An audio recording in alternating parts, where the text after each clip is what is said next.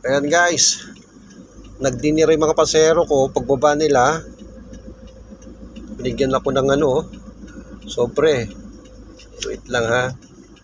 Ngayon ko palang titignan to. Wow! Oh my goodness.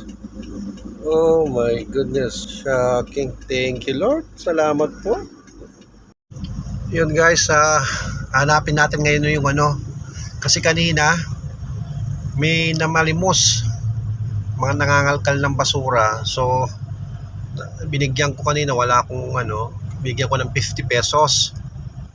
Matanda siyang babae. So kaninang hatid ko dun sa mga pasero ko ng mga Chinese, binigyan ako ng ampaw bang tawag doon. So tinignan ko 500 pesos. So yung 50 pesos nadagdagan ng zero kaya naging 500. Oh my god. So babalikan natin ngayon yung yung namamalimos. Tingnan natin kung doon pa siya sa lugar.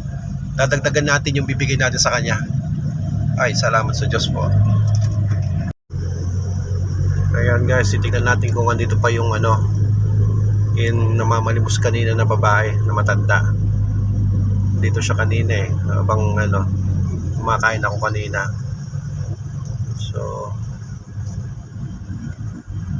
dito sa merong wala na siya. Wala, dito siya kanina sa may posting yan. Wala na.